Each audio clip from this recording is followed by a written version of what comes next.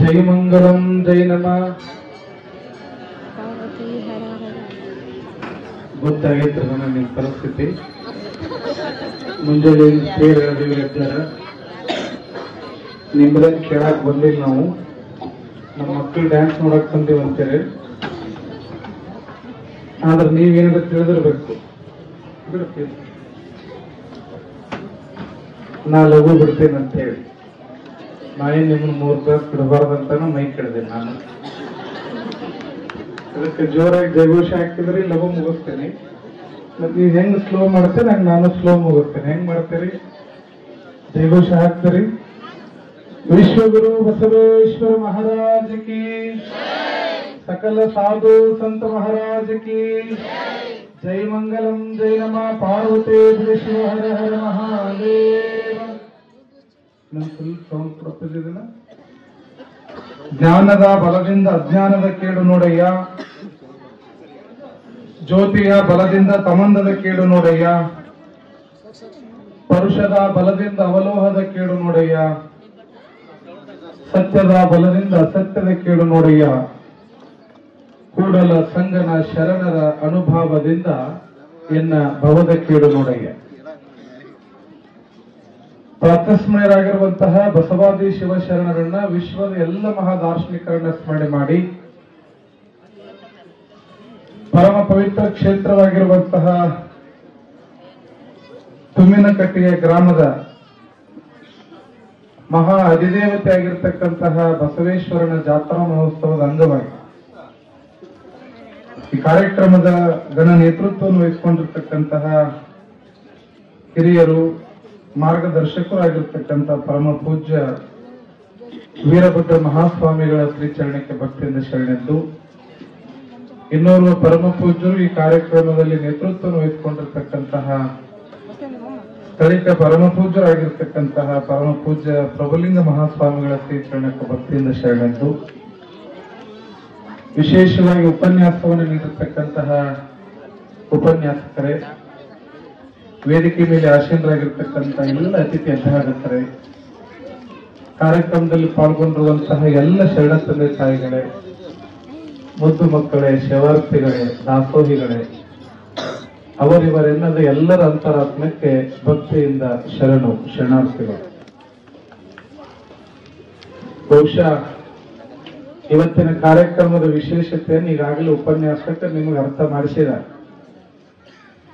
ಕಾರ್ಯಕ್ರಮದ ವೇದಿಕೆಗೆ ಹೆಸರೇನು ಕೊಟ್ಟಾರ ಕಾರ್ಯಕರ್ತರು ಅಂತಂದ್ರೆ ಧರ್ಮ ಸಭೆ ಅಂತ ಕೊಟ್ಟಾರ. ಹಂಗಾರೆ ಧರ್ಮ ಅಂತಂದ್ರೆ ಏನು ಎಲ್ಲರಿಗೂ ಮೂಡ್ತಕ್ಕಂಥ ಪ್ರಶ್ನೆ. ಲಘು ಎದ್ದು ಜಳಕ ಮಾಡಿ ಹನುಮಪ್ಪು ಹೋಗಿ ತೆಂಗಿನಕಾಯಿ ಒಡೆದು ಬಂದ್ರೆ ಧರ್ಮ ಏನು? ತಂದೆ ತಾಯಿಯನ್ನ ವೃದ್ಧಾಶ್ರಮದಲ್ಲಿಟ್ಟು ದಾಸೋಹ ಮಾಡಿಸ್ತಕ್ಕಂಥದ್ದು ಧರ್ಮ ಏನು? ಮಕ್ಕಳನ್ನ ಪರದೇಶದ ಪರ ಸಂಸ್ಕೃತಿಗೆ ದಾಸರನ್ನಾಗಿ ಮಾಡಿ ದೇಶದ ಸಂಸ್ಕೃತಿ ಪರಂಪರೆ ಬಗ್ಗೆ ಗಂಟೆ ಭಾಷಣ ಮಾಡೋದು ಧರ್ಮ ಏನು ಅಂತ ಒಂದಿಷ್ಟು ಪ್ರಶ್ನೆಗಳು ಮೂಡ್ತಾವ. ಇವತ್ತು ಧರ್ಮವನ್ನ ಹೇಳಬೇಕಾದಂತವರೇ ಧರ್ಮವನ್ನ ಬಿಟ್ಟು ನಡೀತಕ್ಕಂಥ ವ್ಯವಸ್ಥೆ ಸಮಾಜದೊಳಗೆ ಬಹಳ ನಡೆದದ. ಹೀಗಾಗಿ ಇವತ್ತಿನ ವೇದಿಕೆಗಳು ಬಹಳ ವಿಶೇಷತೆಯಾಗಿ ವಿಶೇಷ ಚಿಂತನೆಗಳ ಬಗ್ಗೆ ಕಾರ್ಯಕ್ರಮಗಳು ನಡೀಬೇಕಾಗಿರ್ತಕ್ಕಂಥದ್ದು ಅವಶ್ಯಕತೆ. ಯಾರಿಗೂ ಧರ್ಮ ಬೇಕಾಗಿಲ್ಲ. ಇಲ್ಲಿ ಯಾರು ಮಾತಾಡಿರ್ತಾರೆ ಅಣ್ಣ? ಧರ್ಮ ಅನ್ನೋದು ಏನಾಗ್ಯದ ಅಂತಂದ್ರ ದೂರದರ್ಶನ ಬಂದು ಧರ್ಮ ದರ್ಶನ ದೂರ ಆಗಕತ್ತದ ಅಷ್ಟ. ಯಾರು ದೂರದರ್ಶನದೊಳಗೆ ಬರ್ತಾರೋ ಅವ್ರು ಬಂದಾರಂದ್ರೆ ನೀವೆಲ್ಲ ದೂರ ಇದ್ದವ್ರು ಹತ್ರ ಬರ್ತೀರಿ. ಯಾರು ಟಿವಿಯಾಗ ಬರ್ತಾರೋ ಅವ್ರು ನೋಡ್ಬೇಕಂದ್ರೆ ಲಕ್ಷ ಗಂಟ್ಲೆ ಕೂಡ್ತೀರಿ. ಧರ್ಮ ಹೇಳ್ಬೇಕಂತಂದವ್ರು ಬಂದಾಗ ಅವ್ರನ್ನ ಬಿಟ್ಟು ದೂರ ಓಡಿ ಹೋಗಿರ್ತೀರಿ. ಹೇಳ್ತಾರೆ ಬಿಡು, ಅವ್ರು ಸ್ವಾಮಿಗಳು ಅದಾರ, ಅದನ್ನ ಹೇಳಕ್ಕೆ ಅದಾರ ಅವರು, ಅವ್ರಿಗೆ ಅದಕ್ಕೆ ಕಾಣಿಕೆ ಕೊಡ್ತೀವಿ, ಅದನ್ನ ಹೇಳ್ತಾರಂತೆ. ಧರ್ಮೋ ರಕ್ಷತಿ ರಕ್ಷಿತ. ಧರ್ಮವನ್ನ ಯಾರು ಕಾಪಾಡ್ತಾರೋ ಧರ್ಮ ಅವರನ್ನ ಕಾಪಾಡ್ತದೆ ಅಂತಕ್ಕಂಥದ್ದು.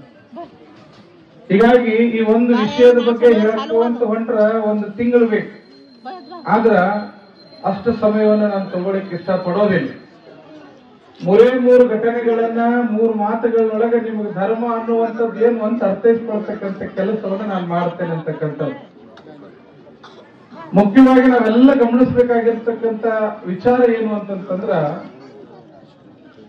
ಧರ್ಮದ ಕಾರ್ಯಗಳು ಮೊದಲ ನಮ್ಮ ಮನೆಗಳಲ್ಲಿ ನಡಿಬೇಕು. ಧರ್ಮವನ್ನ ಹೇಳ್ತಕ್ಕಂಥವ್ರು ಯಾರು? ಗುರುಗಳು. ಹೌದ್ರ? ಧರ್ಮ ಹೇಳ್ಕೊಡೋರು ಯಾರ್ರೀ? ಗುರುಗಳು ಧರ್ಮವನ್ನು ಹೇಳ್ಕೊಡ್ತಾರೆ. ಹಂಗಾರೆ ನಮಗ ನಿಮಗೆಲ್ಲ ಗುರು ಯಾರು? ಪ್ರಶ್ನೆ ಬರ್ತೈತಲ್ಲ ಇದು. ನಮಗೆಲ್ಲ ಗುರು ಯಾರು ಅಂತ ನಾವು ಪ್ರಶ್ನೆಯನ್ನು ಹುಡುಕೊಂತ ಹೋದಾಗ ಹೇಳ್ತಾರ ಒಂದ್ ಕಡೆ ಮಾತನ್ನು, ತಾಯಿಯೇ ಮೊದಲ ಗುರು, ಮನೆಯ ಮೊದಲ ಪಾಠಶಾಲೆ ಅಂತ ಹೇಳಿ. ಒಂದು ಮಗುವಿಗೆ, ಒಂದು ಜೀವಿಗೆ ಒಂದು ಪಾಠವನ್ನು ಹೇಳ್ತಕ್ಕಂತಹ ಶಕ್ತಿ ಇರೋದು ಒಂದು ತಾಯಿಯಾದಂತಹ ಗುರುವಿಗೆ. ಯಾವ ತಾಯಿ ಒಂದು ಮಗುವಿಗೆ ಗುರುವಾಗಿರ್ತಾಳೋ ಆ ಮಗುವಿನ ಭವಿಷ್ಯ ಉಜ್ವಲ ಆಗ್ತದೆ. ಹೀಗಾಗಿ ಮನೆ ಮೊದಲ ಪಾಠಶಾಲೆ ಆಗ್ಬೇಕು. ಮನೆಯಲ್ಲಿರ್ತಕ್ಕಂಥ ವಾತಾವರಣಗಳು ಬದಲಿ ಆಗ್ಬೇಕು. ಮನೆಯಲ್ಲಿ ಇರ್ತಕ್ಕಂತಹ ನಡೆ ನುಡಿಗಳಲ್ಲಿ ಎಚ್ಚರಿಕೆ ಇರಬೇಕಂತ ಅದಕ್ಕೆ ಹೇಳ್ತಾರೆ ದೊಡ್ಡವರು, ಎಚ್ಚರವಿರಬೇಕು ನಡೆ ನುಡಿಯಲ್ಲಿ, ಮಸ್ತರವಿರಬೇಕು ಭವ ಸಂಸಾರದಲ್ಲಿ, ಹುಚ್ಚರಾಗಿರಬೇಕು ಜಗದ ಕಣ್ಣಿನಲ್ಲಿ, ಮನ ಅಚ್ಚೊತ್ತಿದಂತಿರಬೇಕು ಲಿಂಗದಲ್ಲಿ.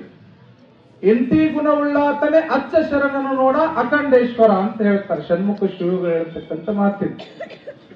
ಎದರೊಳಗೆ ಎಚ್ಚರ ಇರಬೇಕು? ನಡೆ ನುಡಿಗಳಲ್ಲಿ ಎಚ್ಚರ ಇರಬೇಕು. ನಾವು ಮನೆಯಾಗ ಕುಂತ ಹೇಳ್ತೀವಿ ಮಕ್ಕಳಿಗೆ ತಪ್ಪು ಕೆಲಸಗಳನ್ನ ಮಾಡ್ತಕ್ಕಂಥದ್ದು. ಅವ್ವ ತವ್ರ ಮನೆಗೆ ಹೋಗ್ಬೇಕಾಗಿರ್ತದ. ಯಾಕ? ಅವ್ರವ್ವನ್ ನೋಡಕ್ ಏನ್ರಿ? ಮಗನ ಅವ್ವ ತನ್ನ ತಾಯಿ ನೋಡಕ ತವ್ರ ಮನೆಗೆ ಹೋಗ್ಬೇಕಾಗಿರ್ತದ. ಆದ್ರ ಮಗಗ ಶಾಲೆ ಟೀಚರ್ಗೆ ಏನ್ ಹೇಳಿ ಸೂಟಿ ಮಾಡಿ ಬಾ ಅಂತ ಹೇಳ್ತಾಳೆ ಹೇಳ್ರಿ, ನಿಮ್ಮ ಮಗ ಆರಾಮಿಲ್ಲ ಅಂತ ಹೇಳಿ 2 ದಿನ ಸೂಟಿ ಕೊಡಂತೇಳಿ. ತನ್ನ ಆಸೆ ಇರೋದು ತವ್ರ ಮನೆಗೆ ಹೋಗಕ್. ಮಕ್ಕಳು ನೀ ಬಿಟ್ಟು ನೀ ಯಾಕೆ ಬಂದೆ ಅಂತ ಅವ್ರು ಬೈತಾರಂತೇಳಿ ಮಗ ಹೇಳಿ ಕಳಿಸ್ತಾಳ, ಶಾಲ್ಯಾಗ ಸುಳ್ಳು ಹೇಳ್ಬಾ ಅಂತೇಳಿ. ಹಂಗಾರ ಮಕ್ಕಳಿಗೆ ನಿಮ್ಮ ಚಟಕ್ಕ ನಿಮ್ಮ ಕಾರ್ಯಕ್ಕಾಗಿ ನೀವೇ ಸುಳ್ಳು ಹೇಳೋದು ಕಲಿಸಿದ್ರೆ ಮುಂದೆ ಜಗತ್ತಿನಾಗ ದೊಡ್ಡ ಸುಳ್ಳುಗಾರಾಗ್ತಾನೆ. ಮೊದಲ ನಾವು ಶುದ್ಧ ಆಗಿರ್ಬೇಕು, ಆಮೇಲೆ ಸಮಾಜ ಶುದ್ಧ ಆಗ್ತದೆ ಅಂತಕ್ಕಂಥದ್ದು. ಹೀಗಾಗಿ ಜಗತ್ತಿಗೆ ನಾವು ಕೈ ಮಾಡಿ ತೋರಿಸ್ತೇವೆ, ನೀ ಹಂಗದಿ ನೀ ಹಿಂಗದಿ ಅಂತೇಳಿ ಒಂದು ಬಳ್ಳು ಮಾಡಿ ತೋರಿಸ್ತೀವಲ್ಲ, ಆದ್ರ ಕೈ ಮಾಡಿ ತೋರಿಸ್ತಕ್ಕಂಥ ವ್ಯಕ್ತಿ ತಿಳ್ಕೊಳ್ಬೇಕು 3 ಬಳ್ಳು ನಿನ್ನ ಕಡೆ ಅದಾವ ಅಂತಕ್ಕಂಥ ಎಚ್ಚರಿಕೆ ಇತ್ತು ಅಂತಂದ್ರ ಈ ಸಮಾಜ ತನ್ನಿಂದ ತಾನೇ ಬದಲಾವಣೆ ಆಗ್ತದೆ ಅನ್ನುವಂಥ ವಿಚಾರವನ್ನ ನಾವು ಈ ವೇದಿಕೆ ಮೇಲೆ ಅರ್ಥೈಸ್ಕೊಳ್ಬಹುದಾಗ್ತದೆ. ಏನಾಗಿದೆ ಇವತ್ತಿನ ವ್ಯವಸ್ಥೆ ನೋಡ್ರಿ. ಮೊನ್ನೆ ಒಬ್ಬ ಹೆಣ್ಮಗಳು ಗಂಡು ಬಂದಾನೊಬ್ಬ, ಆಧಾರ್ ಕಾರ್ಡ್ ತಗೊಂಬಂದಾನ, ಜೆರಾಕ್ಸ್ ಕಾರ್ಡ್. ಅಜ್ಜರ ನನ್ ಹೆಂಡತಿ 6 ತಿಂಗಳು ಹತ್ರಿ ಆಧಾರ್ ಕಾರ್ಡ್ ಒರಿಜಿನಲ್ ತಗೊಂಡು ಹೋದಕ್ಕೆ ಇನ್ನೂ ಮನೆಗೆ ಬಂದಿಲ್ರಿ ಅಂದವ. ಅದಕ್ಕೆ ಸ್ವಲ್ಪ ಹೊತ್ತಿಗೆ ತೆಗೆದು ನೋಡ್ರಿ ಅಂದ. ನಾ ಹೇಳಿದ್ನಿ, ತಮ್ಮ ಈ ಸರ್ಕಾರ ಮುಗಿತಾರ ನಿನ್ ಹೆಂಡತಿ ಬರಂಗಿಲ್ಲ. ಯಾಕ? ಆಧಾರ್ ಕಾರ್ಡ್ ಫ್ರೀ ಐತೆ ಕಕ್ಕ, ಅಡ್ಡಾಡಕ ತಗೋ. ಅದು ಫ್ರೀ ಯಾವಾಗ ಮುಗಿತೈತಿ ಅವಾಗ ನೀವು ನೆನಪಾಗ್ತೀವಿ. ಪ್ರಾಸ್ತಾವಿಕವಾಗಿ ಮಾತಾಡೋ ಮುಂದೆ ಒಬ್ರು ಉಪನ್ಯಾಸಕರು ಹೇಳಿದ್ರು, ಹೆಂಡತಿ ಮಾತು ಕೇಳೋರು ಯಾರು ಇಲ್ಲ ಅಂತ. ಕರೆ ಐತದ. ಯಾಕೆ? ಅವರು ಹೆಂಡತಿ ಮಾತು ಕೇಳಿ ಉಪನ್ಯಾಸಕ್ಕೆ ಬಂದಾರ ಅಂತ ನಾನು ಅನ್ಕೊಂಡೆ ಯಾವಾಗ. ಯಾಕಂತಂದ್ರ ಅವ್ರದ ಮೇಲುಗೈ ನಡೆದದಿ. ಆಧಾರ್ ಕಾರ್ಡು ನಿಮ್ಮವ ನಡೆದವು, 2000 ನಿಮಗ ಬರಾಕತ್ತೈತಿ. ಅವು ಪಂಚಾಯತ್ ಅವ್ರ ಮನಿ ಹಾಕಿಸ್ಬೇಕಾದ್ರೆ ನಿಮ್ಮ ಹೆಸರಲ್ಲಿ ಉತ್ತಾರ ಇದ್ರನ್ನ ರೊಕ್ಕ ಕೊಡ್ತಾರ ಅವರು. ಈ ಧರ್ಮಸ್ಥಳ ಸಂಘದವರು ಇವ್ರ ಸಂಘದವ್ರು ಸಾಲ ಕೊಡ್ಬೇಕಾದ್ರೆ ನೀನ್ ಹೆಣ್ತಿನ ಕರ್ಕೊಂಡ್ ಬಾ ಅಂತಾರೆ. ಹಿಂಗಾಗಿ ಇವ್ ಗಂಡ್ಮಕ್ಳಿಗೆ ಕಿಮ್ಮತ್ತಿನಂಗೆ ಆಗಿತ್ತು ಊರ. ಇವು ಊರಿಗುಂಟು ಮನಿಗೆ ಬೇಡ ಅನ್ನಂಗೆ ಆಗಿತ್ತು ಪರಿಸ್ಥಿತಿ. ಮೊದಲ ಗಂಡ್ಮಕ್ಳ ವರದಕ್ಷಿಣೆ ಕಿರುಕುಳ ಕೊಟ್ಟು ಬಡದ್ ಹೊರಗೆ ಹಾಕ್ತಿದ್ರಿ. ಈಗ ನಾ ಪೇಪರ್ ಟಿವಿ ನೋಡ್ತೀನಿ, ಎಲ್ಲಿ ವರದಕ್ಷಿಣೆ ಕಿರುಕುಳ ಬರುವಲ್ಲ. ಯಾಕ? ಮನಿ ಅವ್ರ ಹೆಸರಲ್ಲಿ ಹೊರಗೆ ಹಾಕ್ಲಿ ಅಂದ್ರೆ ನೀನ್ ಹೊರಗೆ ಹಾಕ್ತಾರ. ಪರಿಸ್ಥಿತಿ ಹೆಂಗಾಗ್ಯದ ಅಂತಂದ್ರ ಹೆಣ್ಣು ಮಕ್ಕಳದ ಮೇಲುಗೈ ಅಂತಕ್ಕಂಥ ವಾತಾವರಣ ಸೃಷ್ಟಿಯಾಗಿದೆ. ಅದೇನ್ ತಪ್ಪಲ್ಲ, ಬೇಕಾಗಿದ್ದೆ ಆ ಸಮಾಜಕ್ಕೆ. ಪ್ರಾರಂಭದಲ್ಲಿ ಇಲ್ಲಿ ಬಸವೇಶ್ವರ ದೇವಸ್ಥಾನ ಅಂತಂದ ಮೇಲೆ ಈ ಸಮಾಜಕ್ಕೆ ಗೊಂದಲ ಬರೋದೇನು ಅಂತಂದ್ರ, ಕಲ್ಯಾಣದ ಬಸವಣ್ಣನೋ ಅಥವಾ 2 ಕೋಡಿ ಇರ್ತಕ್ಕಂಥ ಎತ್ತು ಬಸವಣ್ಣನೋ ಅಂತಕ್ಕಂಥ ಪ್ರಶ್ನೆ ಬರ್ತದೆ. ಒಂದು ಗೊತ್ತಿರ್ಲಿ, ಈ ಸಮಾಜದಲ್ಲಿ ಕಲ್ಯಾಣದ ಬಸವಣ್ಣ 12ನೇ ಶತಮಾನದಲ್ಲಿ ಬಂದ ತಕ್ಷಣ ಮಾಡಿರ್ತಕ್ಕಂಥ ಬದಲಾವಣೆ ಹೇಳ್ತೇನೆ ನಿಮಗೆ. 8ನೇ ವಯಸ್ಸಿನೊಳಗೆ ತನ್ನ ಅಕ್ಕ ನಾಗಮ್ಮನಿಗೆ ಜನಿವಾರ ಹಾಕಲಿಲ್ಲ ಅಂತೇಳಿ ಮನೆ ಬಿಟ್ಟಂತ ಬಸವಣ್ಣ ಬಹುಶಃ ಒಂದು ಕಾಲಘಟ್ಟ ಇತ್ತು. ಹೆಣ್ಣು ಅಂತಂದ್ರೆ ಕೇವಲ ಮಕ್ಕಳು ಹೆರುವಂತ ಯಂತ್ರ. 4 ಗೋಡೆ ಮಧ್ಯಾಹ್ನ ಇರ್ಬೇಕು. ಯಾವುದೇ ಪೂಜೆ ಪುನಸ್ಕಾರಗಳಿಗೆ ಹೋಗುವಂಗಿಲ್ಲ, ಸಭೆ ಸಮಾರಂಭಗಳಿಗೆ ಪಾಲ್ಗೊಳ್ಳುವಂಗಿಲ್ಲ, ಎಲ್ಲಿಯೂ ಕಾಣಿಸ್ಕೊಳ್ಳಂಗಿಲ್ಲ. ಹೆಣ್ಮಕ್ಳು ಅಂದ್ರೆ ಮನೆಯಾಗ ಇರ್ಬೇಕು ಅನ್ನುವಂತ ಕಟ್ಟಳೆ ಯಾವಾಗ್ರಿದು 900 ವರ್ಷಗಳ ಹಿಂದೆ. ಯಾವ ಹೆಣ್ಣು ಶೂದ್ರಳು ಅವಳು ಯಾವುದೇ ಪೂಜೆ ಪುನಸ್ಕಾರ ಮಾಡುವಂಗಿಲ್ಲ, ಅವಳು ತಿಂಗಳಿಗೊಮ್ಮೆ ಮೈಲಿಗೆ ಆಗ್ತಾಳೆ, ಅಕ್ಕಿ ಅಪವಿತ್ರಳು, ಅವಳಿಗೆ ಯಾವುದೇ ಸ್ಥಾನಮಾನಗಳಿಲ್ಲ, ಅಕ್ಕಿ ಮನೆಯಾಗನ ಇರ್ಬೇಕು, ಹೊಸ ದಾಟಿ ಬರುವಂಗಿಲ್ಲ ಅನ್ನೋತಕ್ಕಂಥ ಕಟ್ಟಳೆಯನ್ನು ಹಾಕಿದಂತ ಸಮಾಜದೊಳಗ ಹೆಣ್ಣು ಕೂಡ ಗಂಡಿನಷ್ಟೇ ಸಮಾನಗಳು, ಹೆಣ್ಣಿಗೂ ಕೂಡ ಸರಿಸಮಾನವಾದ ಹಕ್ಕು ಈ ಸಮಾಜದೊಳಗ ಬದುಕಲಿಕ್ಕಿದೆ ಅಂತಕ್ಕಂತಹ ಒಂದು ಕಟ್ಟಳೆಯನ್ನ ತಂದು ಹೆಣ್ಣಿಗೂ ಕೂಡ ಸಮಾನತೆಯನ್ನ ಅನುಭವ ಮಂಟಪದಲ್ಲಿ ಕೊಟ್ಟು ಸಮಾನತೆಯ ಪರವಾಗಿ ಮೊದಲ ದನಿ ಎತ್ತಿದವರು ಯಾರಾದರೂ ಇದ್ರೆ ಅದು ವಿಶ್ವಗುರು ಬಸವಣ್ಣ ಅಂತಕ್ಕಂಥದ್ದನ್ನ ಎಲ್ಲ ತಾಯಂದ್ರು ತಿಳ್ಕೊಬೇಕಾಗಿರ್ತಕ್ಕಂಥ ವಿಚಾರ. ಇವತ್ತೆಲ್ಲ ಹೆಣ್ಮಕ್ಳು ನಮಗ 50% ಕೊಡ್ರಿ, ನಮಗೂ ಮೀಸಲಾತಿ ಕೊಡ್ರಿ ಅಂತಿರಲ್ಲವಾ. ಆದ್ರೆ ಪ್ರತಿಯೊಬ್ಬ ತಾಯಂದ್ರ ದೀಪ ಹಚ್ಚ ಮುಂದೆ ಬಸವಣ್ಣ ಅಂತ ಹೇಳಿ ದೀಪ ಹಚ್ಬೇಕು ನೀವು. ಯಾಕಂದ್ರ ನಿಮ್ಮ ಪರವಾಗಿ ಮೊದಲ ದನಿ ಎತ್ತಿದವನು ಬಸವಣ್ಣ. ಇತಿಹಾಸದ ಅಧ್ಯಯನ ಮಾಡ್ಬೇಕು ನಾವೆಲ್ಲ. ಯಾಕೆ ಇತಿಹಾಸದ ಅಧ್ಯಯನ ಮಾಡಬೇಕು ಅಂದ್ರೆ ಡಾಕ್ಟರ್ BR ಅಂಬೇಡ್ಕರ್ ಹೇಳ್ತಾರೆ, ಯಾರು ಇತಿಹಾಸವನ್ನು ತಿಳಿದುಕೊಂಡಿರ್ತಾರೋ ಅವರು ಮಾತ್ರ ಇತಿಹಾಸವನ್ನ ಸೃಷ್ಟಿ ಮಾಡ್ಲಿಕ್ಕೆ ಸಾಧ್ಯ ಅಂತ ಹೇಳಿ. ಹೀಗಾಗಿ ನಮ್ಗೆಲ್ಲ ಓದೋದಿಲ್ಲ, ಈಗೆಲ್ಲ ಮೊಬೈಲ್, ಈಗೆಲ್ಲ ಮೆಸೇಜ್ ಮಾಡಕ್ಕೂ ಮೊಬೈಲ್, ಮಾತಾಡಕ್ಕೂ ಮೊಬೈಲ್, ಸುಳ್ಳು ಹೇಳಕ್ಕೂ ಮೊಬೈಲ್. ಮೊನ್ನೆ ನಿಶ್ಚಿತಾರ್ಥನು ಮೊಬೈಲ್ ನಾಗ ನಡ್ಬೇಕು. ನನಗೆ ಚಿಂತೆ ಆಯ್ತು, ನನಗೆ ಏನ್ ಹೋಮರ ಇದು ಪರಿಸ್ಥಿತಿ ಅಂತ ಹೇಳಿ. ನಿಮ್ದೆಲ್ಲ ಹೋಗ್ಲಿ. ಕಳೆದ ಅಮಾಸಿಗೆ ಒಬ್ಬ ತಾಯಿ ಫೋನ್ ಮಾಡ್ಯಾಳ ನನಗೆ, ಅಜ್ಜರ ಮಡದಾಗದಿರಿ ಅಂತೇಳಿ. ಮೂನು ಮಡದಾಗಿದ್ದೀನಿ ಏನಿಲ್ಲ ಅಜ್ಜರ ಅಮಾಸೆ ಐತರಿ ಅಂದ್ಲು. ಚಲೋ ಆಗ್ತಾವ ಮತ್ತೆ ಗೊತ್ತೈತೆ, ಅದಕ್ಕೆ ಮಡದಾಗಿದ್ದೀನಿ ಅಂದೆ ನಾನು. ಏನಿಲ್ಲ ನಿಮ್ ಮೊಬೈಲ್ನಾಗ ಅದೇನು ಇಂಟರ್ನೆಟ್ ಇರ್ತೈತೆ ಆನ್ ಮಾಡ್ರಿ ಅಂದ್ಲಿ. ಯಾಕೋ ಅಂದ್ರು. ಏನಿಲ್ಲ ಮಠ ಬಹಳ ದೂರ ಆಗೈತ್ರಿ, ಅದಕ್ಕೆ ಗದ್ದಿ ಗೆದಿ ಹಿಡಿಯಾಕ ಹೋಳಿಗೆ ಮಾಡೀನಿ, ಫೋಟೋ ಹೊಡೆದು ವಾಟ್ಸ್ಆಪ್ ಮಾಡ್ತೀನಿ, ಅಲ್ಲೇ ಎಲ್ಲಿ ಹಿಡಿ ಅಂತ ಅಂದ್ರೆ ಮಠಕ್ಕೆ ಬರಕ್ ಬೇಸರ ಆಗೈತಿ.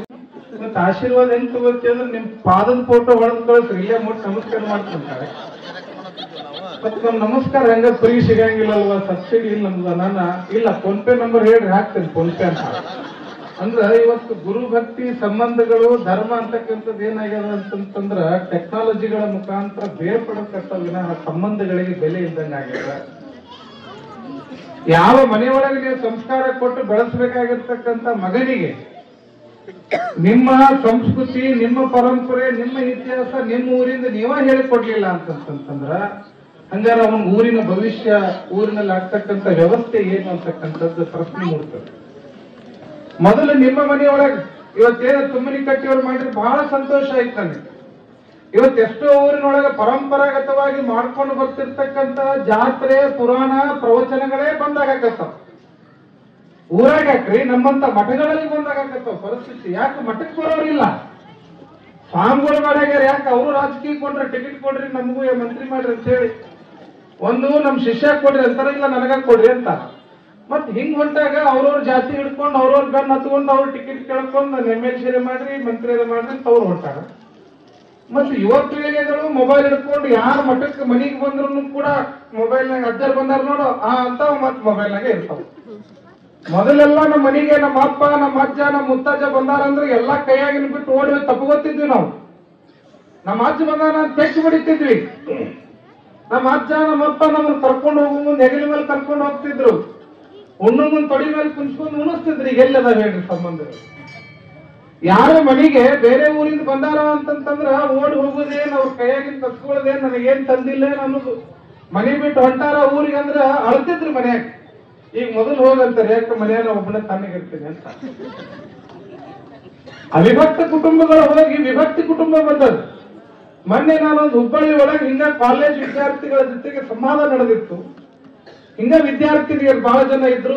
ತಂಗಿ ಒಂದು ಪ್ರಶ್ನೆ ಕೇಳ್ತೇನೆ, ಉತ್ತರ ಹೇಳ್ರಿ ಅಂತ ನಾನು ಹೇಳ್ರಿ. ಅಜ್ಜರ, ಈ ಅವಿಭಕ್ತ ಕುಟುಂಬ ಅಂತಂದ್ರೆ ಏನು, ಒಂದು ಉದಾಹರಣೆ ಕೊಡ್ರಿ, ಯಾರಿಗಾರ ಗೊತ್ತೇನು ಅಂತಂತಂದ್ರ ಒಬ್ಬ ಹುಡುಗಿ ಎದ್ದು ನಿಂತ ಹೇಳಿದ್, ಅಜ್ಜರ ಗಂಡ ಹೆಂಡತಿ ಕೂಡಿ ಬಾಳೆ ಮಾಡಿದ್ರೆ ಅದ ಅವಿಭಕ್ತ ಕುಟುಂಬ ಅಂದ್ರೆ ಪರಿಸ್ಥಿತಿ ಏನಾಗಿತ್ತು ಅಂದ್ರೆ ಕೂಡಿ ಬಾಳೆ ಮಾಡೋದು ಕಷ್ಟ ಆಗಿದೆ. ಮದುವೆಯಾಗಿ 3 ದಿನಕ್ಕೆ ಡೈವರ್ಸ್. ಮೊದಲೆಲ್ಲ ಮದುವೆ ಆದವ್ರು 50 ವರ್ಷ 60 ವರ್ಷ ಬಾಳೆ ಮಾಡಿದವ್ರು ಮದುವೆಯಾಗಿ 15 ದಿನ ಗಂಡನ ಮುಖ ನೋಡ್ತಿದ್ರು. ನಮ್ಮ ಮಾಯ ಹೇಳ್ತಿದ್ರು, ನಿಮ್ಮ ಅಜ್ಜನ ಮುಖ ಮದುವೆ 15 ದಿನ ನೋಡಿನಪ್ಪ ಅಂತ ಹೇಳಿ. ಯಾಕೆ ಅವ್ರು ದೇವರ ಕಾರ್ಯ ಮುಗಿತನ ಗಂಡನ ಮುಖ ಚಂದಾಗಿ ನೋಡ್ತಿರ್ಲಿಲ್ಲ ಅವರು. ಈಗ ಹಂಗಿಲ್ರಿ, ಮುಂಜಾನೆ ಮದುವೆ, ಸಾಯಂಕಾಲ ಡೈವರ್ಸ್. ಯಾಕೆ ವ್ಯವಸ್ಥೆ ಬಂದದ ಅಂತಂತಂದ್ರ ನಮ್ಮಲ್ಲಿ ಅಡಿಪಾಯವನ್ನು ನಾವು ಗಟ್ಟಿ ಹಾಕಂತೀವಿ. ಮನೆ ಕಟ್ಟಾಗ ಚಲೋ ಕಬ್ಬಣ ಹಾಕ್ತಿವಿ, ಚಲೋ ಕಲ್ ತರ್ತೀವಿ, ಚಲೋ ಕ್ಲಿಂತ್ ಹಾಕ್ತಿವಿ. ಯಾಕ ಮ್ಯಾಲ 3 ಅಂತಸ್ತು ಕಟ್ಟೋದೈತೆ ಅಂತ ಹೇಳಿ. ಆದ್ರ ಈ ಮನಿ ಒಳಗೆ ಬಾಳೆ ಮಾಡ್ತಕ್ಕಂತ ನನ್ನ ಮಕ್ಕಳು ಭವಿಷ್ಯ ಗಟ್ಟಿ ಆಗಲಿ ಅಂತೇಳಿ ನಾವು ಒಳ್ಳೆಯ ಧರ್ಮದ ಶಿಕ್ಷಣ ಕೊಡಾಕತ್ತಿಲ್ಲ ಮಕ್ಕಳಿಗೆ. ಬರೇ ನೌಕರಿ ಸಿಗುವಂತದಕ್ಕೆ ಬರೇ ಬೆನ್ನು ಹಚ್ಚಕತ್ತೀವಿ ವಿನಃ ನಮ್ಮ ಪರಂಪರೆ ಸಿದ್ಧಾಂತಗಳನ್ನು ಹೇಳುವಲ್ಲಿ ನಾವು ತಪ್ಪಾಗತ್ತೀವಿ ಅಂತಕ್ಕಂಥದ್ದು. ಮಕ್ಕಳನ್ನ ಕೆಡಿಸ್ತಾ ಇರ್ತಕ್ಕಂಥವ್ರೆ ತಂದೆ ತಾಯಿಗಳು.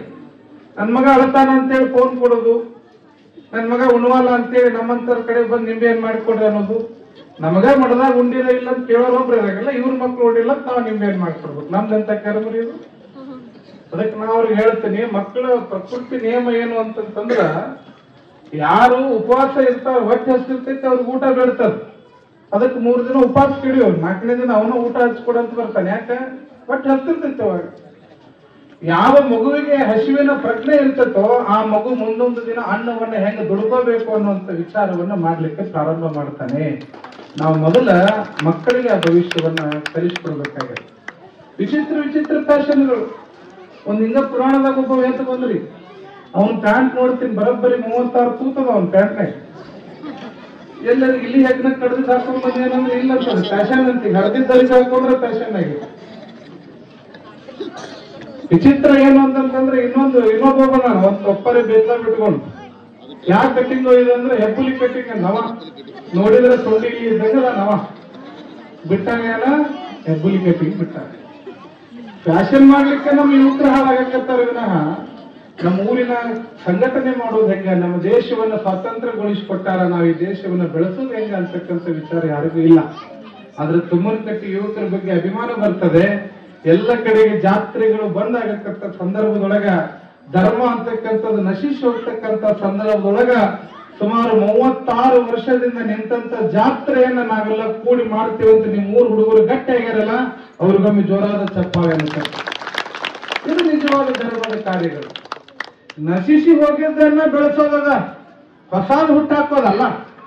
ಹಿಂದೆ ಹಿರಿಯರು ಮಾಡಿದ್ದ ಮಾಡ್ಕೊಂಡು ಹೋದ್ರೆ ಸಾಕಷ್ಟು ಐತೆ ನಮ್ಮದ. ಆದ್ರೆ ನಾವು ಅದನ್ನ ಮರ್ತು ಬಿಟ್ಟಿವಿ. ಬರೀ ಏನು ಹೊಸಾದ್ ಮಾಡಕ್ ಹೋಗ್ತೀವಿ, ಹೊಸ ಹುರುಪ್ನಾಗ 2-3 ವರ್ಷ ಮಾಡ್ತೀವಿ, ಮುಂದೆ ಮಾಡಿದವನು ಇಲ್ಲ, ಮಾಡಕ್ ಬಂದವನು ಇಲ್ಲ. ಅದನ್ನ ನೋಡಿದವರು ಇರಾಗಿಲ್ಲ ಊರಾಗ. ಆ ಪರಿಸ್ಥಿತಿ ಇವತ್ತು ಉದ್ಘಣಗೊಳ್ತಾ ಇದೆ. ಹೀಗಾಗಿ ಮಕ್ಕಳಿಗೆ ಆಸ್ತಿ ಮಾಡುವ ಬದಲಿಗೆ ಈ ಸಮಾಜದೊಳಗೆ ಮಕ್ಕಳನ್ನೇ ಆಸ್ತಿಯನ್ನಾಗಿ ಮಾಡಬೇಕಾದ ಮಹತ್ವದ ಜವಾಬ್ದಾರಿ ಇವತ್ತಿನ ಸಮಾಜದ ಮೇಲೆ ಇದೆ ಅಂತಕ್ಕಂಥದ್ದನ್ನ ಈ ಧರ್ಮದ ವೇದಿಕೆ ಮೇಲೆ ಹೇಳಿಕ್ಕೆ ಇಷ್ಟಪಡ್ತೇನೆ. ಯಾಕೆ ಈ ಮಾತು ಹೇಳಕತ್ತೀನಿ ಅಂತಂತಂದ್ರ ಇವತ್ತೆಲ್ಲ ಮೊಬೈಲ್ ಒಳಗೆ ಮುಳುಗಿ ಸಂಬಂಧಗಳಿಗೆ ಬೆಲೆ ಇಲ್ದಂಗ ಆಗ್ಯದ, ಒಂದು ಗೌರವ ಇಲ್ದಂಗ ಆಗ್ಯದ, ಒಂದು ಸಂಸ್ಕೃತಿ ಇಲ್ದಂಗ ಆಗ್ಯದ. ಹಿಂದೆಲ್ಲ ಮಕ್ಕಳನ್ನ ಗುಡಿ ಗುಂಡಾರಗಳಿಗೆ ಮಠಮಾನ್ಯಗಳಿಗೆ ಕರ್ಕೊಂಡು ಹೋಗ್ತಿದ್ರು. ಅವ ನಮಸ್ಕಾರ ಮಾಡಕ್ ಹೋಲ್ಲ ಅಂದ್ರೆ ಅವ್ನ ಕುತ್ತಿಗೆ ಕೈ ಹಾಕಿ ತಲೆ ಬಗ್ಗೀಸರೆ ನಮಸ್ಕಾರ ಮಾಡಿಸ್ತಿದ್ರು. ಯಾಕಂತಂತಂದ್ರ ಅವ ದೊಡ್ಡವ್ರ ಮುಂದೆ ಭಾಗವತ ಕಲಿತಂದ್ರ ಮುಂದೆ ಜಗತ್ತು ನಿನಗೆ ಭಾಗವತ ಕಲಿತಮ್ಮ, ಅದಕ್ಕೆ ಭಾಗು ಅಂತೇಳಿ ಅವನನ್ನ ತಲೆ ಬಗ್ಗಿಸಿ ನಮಸ್ಕಾರ ಮಾಡೋದನ್ನ ಹಿಂದಿನ ತಂದೆ ತಾಯಿ ಅಂದ್ರೆ ಕಲಿಸ್ತಿದ್ರು. ಆದ್ರೆ ಇವತ್ತೇನ್ ಕಲ್ಸಾಕತ್ತಾರ್ರಿ, ಮಗನ್ ಬಗಲಾಗ ಎತ್ಕೊಂಡಿರ್ತಾರ, ನೋಡಲ್ಲ ಅಕ್ಕಿ ಮಾಡೋದು ಅಜ್ಜಾರ ಹೊಂಟಾರ, ನೋಡು ಟಾಟಾ ಮಾಡಿ ಟಾಟಾ. ಅವ ಟಾಟಾ ಮಾಡಿದ ನಾವ್ ಗಾಡಿಯಾಗ ಕುಂತೋರ್ಗಿಲ್ಲ ಅದು ನಾವು. ಇನ್ನೊಂದಿಷ್ಟು ಮಂದಿ ಕಲಿಸ್ತಾರ, ನೋಡ್ಬೇಕು. ನೋಡಲ್ಲಿ ನಿಮ್ ಫಾದರ್ ಎತ್ ಬಂದಾಳ, ನೋಡು ಮೂಗ್ ಮುರಿ, ನೋಡು ಹೆಂಗ್ ಮೂಗ್ ಮುರಿದ್ರಿ ಅಂತಾರೆ. ಇದು ಮೂಗ್ ಮುರಿ ಒಂದ್ ಕಡೆ ಹೋಗಿ ಇನ್ನೊಂದಿಷ್ಟು ಮಂದಿ ಹೇಳ್ತಾರ, ನೋಡಲ್ಲಿ ನಿಮ್ ಫಾದರ್ ಮಾವ ಬಂದ ನೋಡಿ ಜಾಡಿಸೋದಿ ಅವಂಗ ಅಂತಾರ. ಇವೆಲ್ಲ ಮಕ್ಕಳಿಗೆ ಮನೆಯಾಗ ಕಲಿಸ್ಕೊಡುವಂಥದ್ದು. ಯವ್ವ ಈಗ ಫಾದರ್ ಮಾವ ಓದಿ ಅಂತ ಹೇಳ್ಕೊಟ್ಟೆ ಅಂದ್ರೆ ಮುಂದೆ ಹೆಂಡತಿ ಮಾತು ಕೇಳಿ ಮೊದಲು ಓದಿದ್ ನಿನ್ನವ. ಯಾಕೆ ಓದಿದ್ ಕಲಿಸಿದ್ದ ನೀ ಅಂತಂದ್ಮೇಲೆ ಓದಿದ ಕಲಿತಾನ. ಭಾಗವತ್ ಕಲಿಸಿದಂದ್ರೆ ಭಾಗವತ್ ಕಲಿತಾನ. ಅದಕ್ಕ ಹಿಂದಿನ ಹಿರಿಯರು ಮಕ್ಕಳ ಕೈಯಾಗಿಂದ ದಕ್ಷಿಣ ಕೊಡಿಸ್ತಿದ್ರು. ಯಾಕೆ ಮಕ್ಕಳ ಕೈಯಾಗಿಂದ ಕೊಡಿಸ್ತಿದ್ರು ಅಂದ್ರೆ ತಮ್ಮ ಸಣ್ಣ ವಯಸ್ಸಿನಾಗ ಕೊಡೋದು ಕಲ್ತಂದ್ರೆ ಮುಂದೆ ದೊಡ್ಡವನಾದ್ಮೇಲೆ ಕೊಡೋದನ್ನೇ ಕಲಿ ಅನ್ನುವಂತ ಪಾಠವನ್ನ ಬಾಲ್ಯದಲ್ಲಿ ಮಕ್ಕಳಿಗೆ ಹಾಕ್ತಿದ್ರು ತಂದೆ ತಾಯಿಗಳು. ಈಗೇನಾಗೈತಿ, ಸಣ್ಣವ್ರ ಕೊಡೋದು ಕಲ್ಸಂಗಿಲ್ಲ, ದೊಡ್ಡವರಾದ್ಮೇಲೆ ಟೇಬಲ್ ಬಿಡೋದು ಕೈ ಹಾಕಿ ಬೇಡೋದು ಬಿಡಂಗಿಲ್ಲ, ಲಂಚ ಇಸ್ಕೊಂಡ್ ಹೋಗ್ಬಿಡ್ತಾರೆ. ಹೀಗಾಗಿ ಯಾವ ಬೀಜವನ್ನು ಬಿತ್ತುತ್ತೀವೋ ಅದೇ ಬೆಳೆ ಬರೋದು. ನಾವ್ ಯಾವ ರೀತಿಯಾಗಿ ನಮ್ಮ ಮನೆಯ ಸಂಸ್ಕಾರ ಸಂಸ್ಕೃತಿಯನ್ನು ಇಟ್ಕೋತೀವೋ ಅದೇ ಪರಂಪರೆ ಮಕ್ಕಳಲ್ಲಿ ಬರೋದು. ಇವತ್ತೇ ನೀವೆಲ್ಲ ಸ್ವಾಮಿಗಳು ಕರೆಸೋದು, ಧರ್ಮದ ಕಾರ್ಯ ಮಾಡೋದು, ಇಷ್ಟೆಲ್ಲ ವೈಭವದಿಂದ ಮಾಡಿದಿರಲ್ಲ, ಇದು ಮಕ್ಕಳ ಮೇಲೆ ಪರಿಣಾಮ ಬೀಳ್ತದ. ಇದನ್ನ ನೀವು ಮುಂದುವರ್ಸ್ಕೊಂತ ಹೋದ್ರೆ ಮಕ್ಕಳು ನಾವು ಇದನ್ನ ನಮ್ಮ ಹಿರಿಯರು ಮಾಡಿದ್ರಂತ ಇದನ್ನ ಮುಂದುವರ್ಸ್ಕೊಂಡು ಹೋಗ್ತಾರೆ. ಇದ ಪರಂಪರೆ. ಅದನ್ನ ಮಟಕುಗೊಳಿಸ್ಬಿಟ್ರಿ ಅಂತಂತಂದ್ರ ಏನಾಗ್ಬಿಡ್ತದೆ, ಧರ್ಮ ಅನ್ನುವಂಥದ್ದು ಮುಂದಿನ ಪೀಳಿಗೆಗೆ ಇಲ್ಲದಂಗ ಆಗ್ತದೆ. ಹೀಗಾಗಿ ಏನೇ ಮಾಡ್ಬೇಕಾದ್ರೂ ಜೀವನದೊಳಗೆ ಧೈರ್ಯ ಬೇಕು. ಧೈರ್ಯಂ ಸರ್ವತ್ರ ಸಾಧನಂ ಅಂತ ಹೇಳಿ. ಧೈರ್ಯ ಇದ್ರೆ ಎಲ್ಲವೂ ಆಗ್ತದ. ಹೆದರಿ ಕುತ್ಕೊಂಡ್ರೆ ಏನೂ ಆಗಂಗಿಲ್ಲ. ಧೈರ್ಯ ಇಲ್ಲ ಅಂತಂದ್ರೆ ಏನಾಗ್ತದೆ ಮನುಷ್ಯನ ಜೀವನದಾಗ ಅನ್ನೋದನ್ನ ಒಂದು ಉದಾಹರಣೆ ಹೇಳಿ ಮುಗಿಸ್ಬಿಡ್ತೀನಿ ನಾನು. ಒಬ್ಬವ 40-45 ವಯಸ್ಸಾಗಿತ್ತು. ಅವನು ಎಷ್ಟು ವಯಸ್ಸಾಗಿತ್ರಿ? 40-45 ವಯಸ್ಸಾಗಿತ್ತು. ಒಂದು ದಿನಾನು ದವಾಖಾನೆಗೆ ಹೋದವಲ್ಲ, ಗುಳಿಗೆ ತಗೊಂಡಿಲ್ಲ, ಇಂಜೆಕ್ಷನ್ ತಗೊಂಡಿಲ್ಲ. ಊರಾಗ ಎಲ್ಲಾರು ಕೇಳಿದ್ರ, ನೋಡ್ ನಾ ಎಷ್ಟು ಗಟ್ಟಿದೀನಿ, ಒಂದು ದಿನ ಗುಳಿಗೆ ತಗೊಂಡಿಲ್ಲ, ಒಂದಿನ ಇಂಜೆಕ್ಷನ್ ಮಾಡಿಸ್ಕೊಂಡಿಲ್ಲ ಅಂತ ಹೆಮ್ಮೆಲೆ ಹೇಳ್ಕೊತಿದ್ದವ. ಆದ್ರೆ ಒಂದಿನ ಏನಾಯ್ತು, ಮನೆಯ ಮಕ್ಕೊಂಡಲ್ಲ, ಮುಂಜಾನೆ ಎದ್ದು ಕೂಡಲೇ ಹೊಟ್ಟಿ ನೋವು ಪ್ರಾರಂಭ ಆತ. ಅವನು ಮತ್ ಹೊಟ್ಟಿ ನೋವು ಎಲ್ಲಿ ಹೋಗ್ಬೇಕಂತ, ದವಾಖಾನಿಗೆ ಹೋಗ್ಬೇಕಂತ. ದವಾಖಾನಿಗೆ ಹೋದ್ರ ನೋವು ಬಿಟ್ಟಾರ ಅವ್ರನ್ನ, ಬರೋಬ್ಬರಿ ಬಂದಿ ಬಹಳ ವರ್ಷಕ್ಕೆ ಅಂತ ಹೇಳಿ ಅವರು ಎಲ್ಲ ಬರೋದೆಲ್ಲ ಚೆಕಪ್ ಮಾಡಿದ್ರು. ಇವನು ಬ್ಯಾಂಕ್ ಚೆಕ್ ಮುಗಿತಾನ ಅವ್ರು ಚೆಕ್ ಮಾಡಿದ್ರು. ಅವ್ರು ಎಲ್ಲಾ ಚೆಕಪ್ ಆಗಿ ಕೊನೆಗೆ ಸ್ಕ್ಯಾನಿಂಗ್ ಮಾಡಿ ಇದನ್ನ ಮಾಡಿ ಡಾಕ್ಟರ್ ಏನ್ ರಿಪೋರ್ಟ್ ಕೊಟ್ರ ಲಾಸ್ಟಿಗೆ ಅಂತಂದ್ರ, ತಮ್ಮ ನಿನ್ ಹೊಟ್ಟೆ ಕಲ್ಲಾಗ್ಯಾವು ಅಂದ್ರ. ಅವ್ರು ಏನಾಗ್ಯಾವು? ಕಲ್ಲಾಗ್ಯಾವು. ಬನ್ನಿ, ನಮ್ಮ ಜಿಲ್ಲಾ ಬಿಜೆಪಿ ಅಧ್ಯಕ್ಷರಾಗಿರ್ತಕ್ಕಂಥ ಯುವ ನಾಯಕರು ನಮ್ಮ ಅರುಣ್ ಕುಮಾರ್ ಪೂಜಾರಿ ಅವರು ಬಂದ ಜೋರಾದ ಚಪ್ಪಾಳೆಯನ್ನ, ಬಹಳ ಕ್ರಿಯಾಶೀಲರು ನಮ್ಮ ರಾಣೆಬೆನ್ನೂರಿನವರು, ನಮ್ಮ ಜಿಲ್ಲೆಯ ನಾಯಕರು.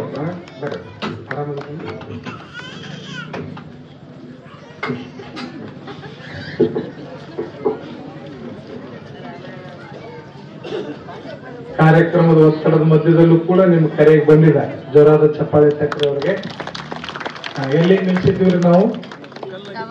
ಕಲ್ಲಿಗೆ ನಿಲ್ಸಿದ್ವಿ. ಕಲ್ಲಾಗ್ಯಾವ ಅಂತ ಹೇಳಿ ಡಾಕ್ಟರ್ ಹೇಳಿದ್ರಲ್ಲ, ಅವ ಚಿಂತೆ ಎತ್ತು ಬಿಡ್ತಾವ. ಯಾಕಂದ್ರೆ ಯಾವತ್ತು ದವಾಖಾನಿಗೆ ಹೋಗಿಲ್ಲ, ಕಲ್ಲಾಗ್ಯಾವ ಅಂತಾರಲ್ಲ. ಸಾಹೇಬ್ರ ಹೆಂಗ್ ಮಾಡೋದ್ರಿ? ಹೆಂಗೂ ಮಾಡೋದಿಲ್ಲ ತಮ್ಮ, ಬಹಳ ದೊಡ್ಡವಾಗ್ಯಾವು, ಆಪರೇಷನ್ ಮಾಡ್ಬೇಕಂದ್ರ. ಅವ್ರು ಆಪರೇಷನ್ ಮಾಡ್ಬೇಕಂದಾಗ ಚಿಂತೆ ಚಾಲು ಆತ ಹುಡುಗ, ಆ ಮನುಷ್ಯಾಗ. ಯಾವತ್ತು ದವಾಖಾನೆ ನೋಡಿಲ್ಲ, ಏನಿಲ್ಲ, ನನಗೆ ಆಪರೇಷನ್ ಮಾಡಿಸ್ಲಿಲ್ಲ ಅಂದ್ರೆ ನಡೆಯಂಗಿಲ್ಲ ಏನ್ರಿ ಅಂತ ಕೇಳಿದವ. ಕೇಳ್ರಿ, ಬಹಳ ಚಂದ ಐತಿ, ಮುಗಿಸೇ ಬಿಡ್ತೀರಿ. ಮುಗಿತು. ಆಪರೇಷನ್ ಮಾಡಿಸ್ಲಿಲ್ಲ ನಡೆಯಂಗಿಲ್ಲನ್ರಿ ಅನ್ನ ಡಾಕ್ಟರ್ ಹೇಳಿದ್ರು. ತಮ್ಮ ನಡೀತೈತಿ, ಆದ್ರೆ ನೀ ನಡೆಯಂಗಿಲ್ಲ ಅಂದ್ರ. ಅವ್ರು ಆಪರೇಷನ್ ಮಾಡ್ಲಿಲ್ಲ ಅಂದ್ರೆ ನಡೀತೈತಿ, ಆದ್ರೆ ನೀ ನಡೆಯಂಗಿಲ್ಲ. ನಡೀದ್ ಎಷ್ಟು ದಿನ ನಡೀತಿ ಅಂದ್ರೆ, ಆಪರೇಷನ್ ಮಾಡಿಸಿದ್ರೆ 10 ವರ್ಷ ನಡೀತೀರಿ.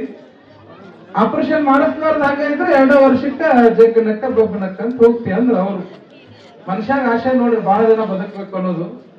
ಅವನು ಅಂದ, ಏನೋ ನನ್ನ ಕರ್ಮಕ್ ಬಂದ್ಬಿಟ್ಟೆ ಸರ್, ಆಪರೇಷನ್ ಮಾಡೇ ಬಿಡ್ರಿ. ಯಾವಾಗ ಮಾಡ್ತೇನೆ? ನಾಳೆ ಮಾಡ್ತೇನೆ ಅಂದ್ರು. ಅವರು ತಯಾರೇ ಇದ್ರು, ರೊಕ್ಕ ತುಂಬಿಸ್ಕೊಂಡ್ರು. ನಾಳೆ ಮುಂಜಾನೆ 10 ಗಂಟೆಗೆ ಬಾ ಅಂದ್ರು. ಇವ ಮನೆಗೆ ಬಂದ. ಯಾವತ್ತು ದೇವ್ರಿಗೆ ಹೋಗ್ಲಾರ್ದು ಅವತ್ತು ಮುಂಜಾನೆ ಎಲ್ಲ ದೇವ್ರಿಗೆ ಹೋಗ್ಯಾನ. ಯಾಕ್ರಿ? ಏನೈತೆ ಇವತ್ತ? ಆಪರೇಷನ್. ಎಲ್ಲ ದೇವ್ರಿಗೆ ಅಡ್ಡಾಡ್ದ, ಕಣ್ಣೀರ್ ಹಾಕದ, ಬಿಡ್ಕೊಂಡ, ಎಲ್ಲರನ್ನು ನೋಡಿದ, ಭೇಟಿ ಆದ, ನಮಸ್ಕಾರ ಮಾಡಿ 10 ಗಂಟೆಗೆ ದವಾಖಾನಿಗೆ ಹೋದ. ಡಾಕ್ಟರ್ ಕುಂತಿದ್ರು ಚೇಂಬರ್ ಮೇಲೆ. ಯಾವ್ದೋ ಡಾಕ್ಟರ್ಗಳು ಆಪರೇಷನ್ ಮಾಡ್ಬೇಕಾದ್ರೆ ಒಂದು ಪೇಷಂಟ್ ಜೊತೆ ಕೌನ್ಸಿಲಿಂಗ್ ಅಂತ ಮಾಡ್ತಾರೆ ಪ್ರಾರಂಭಿಕವಾಗಿ. ಅವನ್ನ ಕೌನ್ಸಿಲಿಂಗ್ ಮಾಡೋ ಮುಂದೆ ಕುಂಡ್ರಿಸ್ಕೊಂಡು, ತಮ್ಮ ಧೈರ್ಯವಾಗಿರು, ಅದ್ರಾಗ ಹೋಗ್ಬೇಡ, ನಾವು ಆಪರೇಷನ್ ಮಾಡಿದ್ ಗೊತ್ತಾಗಂಗಿಲ್ಲ, ಹಂಗ್ ಮಾಡ್ತೀವಿ, 1 ತಾಸನೆ ಮುಗಿಸ್ಬಿಡ್ತೀವಿ. ನಿನಗ ಆ ಕೊಯ್ದಿದ್ದು ಮಾಡಿದ್ದು ಹೊಲಿಗೆ ಹಾಕಿ ಸುತ್ತೆ ಗೊತ್ತಾಗಂಗಿಲ್ಲ. ಯಾಕೆ? ನಾವು ಅನಸ್ತೇಷಿಯಾ ಇಂಜೆಕ್ಷನ್ ಮಾಡಿರ್ತೀವಿ. ನಿನಗ ಖಬರ ಇರಂಗಿಲ್ಲ, ಎತ್ತರ ಇಲ್ಲ ಆಗಿದ್ದಂಗನ ನಾವು ಮಾಡಿ ನಿನಗೆ ಆಪರೇಷನ್ ಮಾಡಿ ನಿನ್ನ ಆಪರೇಷನ್ ಯಶಸ್ವಿಗೊಳಿಸ್ತೀವಿ ಅಂತ ಡಾಕ್ಟರ್ ಕೌನ್ಸಿಲಿಂಗ್ ಹೇಳಕತ್ತಿದ್ರು. ಅದನ್ನ ಕೇಳಿ ಕಣ್ಣೀರ್ ಹಾಕೊಂತ ಅಳ್ಕೊಂತ ಪೇಷಂಟ್ ಏನದವ, ಸರ್ ನಾನು 45 ವರ್ಷ ಆತ್ರಿ ದವಾಖಾನಿ ಮುಖ ನೋಡ್ದವಲ್ಲ, ನನಗೆ ಆಪರೇಷನ್ ಅಂದ್ರೆ ಹೆದರಿ ಕತ್ತೈತ್ರಿ, ನಾ ಮೊದ್ಲೇ ಸಾರಿ ದವಾಖಾನಿಗೆ ಬಂದೇನ್ರಿ ಅಂತ ಇವ್ ಅನ್ನೋದಕ್ಕ ಅವಾಗ ಡಾಕ್ಟ್ರೇ ಅನ್ಬೇಕು, ಚಿಂತೆ ಮಾಡಕ್ ಹೋಗ್ಬೇಡಪ್ಪ, ನೀನು ಮೊದ್ಲೇ ಸಾರಿ ಬಂದಿಯಲ್ಲ, ನಂದು ಇದು ಮೊದ್ಲೇ ಆಪರೇಷನ್ ಐತಿ, ಹೆದರಾಕ್ ಹೋಗ್ಬೇಡ ಅಂತ ಅವ್ರು ಅಲ್ಲಿ ಅರ್ಧ ಇದೇನು ಮರೆ ಮೊದ್ಲೇ ಆಪರೇಷನ್ ಅಂತಾರಲ್ಲ ಅಂತೇಳಿ.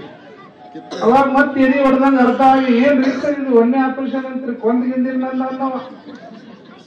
ಅವಾಗ ಹೆದರಾಕ್ ಹೋಗ್ಬೇಡ, ನಾನು 99% ಗೋಲ್ಡ್ ಮೆಡಲಿಸ್ಟ್ ಅದೀನಿ, ನಾ 1ನೇ ಆಪರೇಷನ್ ಸಕ್ಸಸ್ ಮಾಡ್ತೀನಿ ಅಂದವ. First impression is best impression. ನಂದು ಫಸ್ಟ್ ಆಪರೇಷನ್ ಫೇಲ್ ಮಾಡ್ಕೊಳಕ್ ನಾ ಇಷ್ಟಪಡಂಗಿಲ್ಲ. ನಿನ್ನ ಆಪರೇಷನ್ ಬಗ್ಗೆ ನಿನ್ನೆಯಿಂದ ಬಹಳ ಸ್ಟಡಿ ಮಾಡೀನಿ, ಸಕ್ಸಸ್ ಮಾಡ್ತೀನಿ, ಹೆದರ್ಬೇಡ ಅಂದ. ಇಲ್ಲಿ ನುಂಗ್ಲಾಕ್ ಬರುವಂತೂ ಉಗ್ಲಾಕ್ ಬರುವ. ಯಾಕೆ ನಿನ್ನೆನ ರೊಕ್ಕ ತುಂಬಿಟ್ಟಾನ, ಬೇಡ ಅಂದ್ರೆ 2 ವರ್ಷಕ್ಕೆ ಹೋಗ್ತಾನ, ರೊಕ್ಕನು ಹೋಗ್ತಾವು. ಏನು ಹಣೆ ಬರೋ ಹೋಗ್ಲಿ ಬಿಡು ಬಂದ ಬಿಟ್ಟೇನೆ ಅಂತ ಹೇಳಿ ಅರ್ಬಿ ಹಾಕೊಂಡು ಆಪರೇಷನ್ ಥಿಯೇಟರ್ನಾಗ ಹೋಗಿ ಉದ್ದಕ್ಕೆ ಮಲಗಿಸಿದ್ರು. ಇವ ಡಾಕ್ಟರ್ ಹೋಗಿ ತನ್ನ ಅರ್ಬಿ ಎಲ್ಲ ಹಾಕೊಂಡು ಬಂದ. ಆಪರೇಷನ್ ಥಿಯೇಟರ್ಗೆ ಹೋಗೋ ಮುಂದ ದವಾಖಾನೆಗೆ ಏನ್ ಸ್ಟಾಪ್ ಇರ್ತಾರಲ್ಲ ಜೊತೆಗೆ ಸಹಪಾಠಿಗಳು, ನರ್ಸ್ಗಳು, ಇವಂದು ಮೊದ್ಲೇ ಆಪರೇಷನ್ ಐತೆ ಅಂತ ಹೇಳಿ ಅವರೆಲ್ಲ ಏನ್ ಮಾಡ್ರ, ಇವ್ ಒಂದೊಂದು ಮಾಲಿ ತಂದ. ಯಾರಿಗೆ? Doctor. Congratulation sir, all the best sir, operation success ಆಗ್ಲಿ ಅಂತ ಹೇಳಿ ಎಲ್ಲರೂ ಸೆಕೆಂಡ್ ಮಾಡಿ ಒಂದೊಂದು ಮಾಲಿ ಹಾಕ್ಯಾರ. ಯಾರಿಗೆ? ಡಾಕ್ಟರ್ಗೆ. ಇವ್ ಮಾಲಿ ಹಾಕೋಣ ಘನ ಖುಷಿ ಆಗ್ಬಿಟ್ಟೈತಿ. ಇವ್ ಆ ಮಾಲಿ ಹಾಕೊಂಡು ಆಪರೇಷನ್ ಥಿಯೇಟರ್ಗೆ ಹೋದ ಇವ ಡಾಕ್ಟರ್. ಅದು ಮಕ್ಕೊಂಡಿತ್ತಲ್ಲ ಅರ್ಧ ಮುರ್ಧ ಹೆದರ್ಕೊತ್.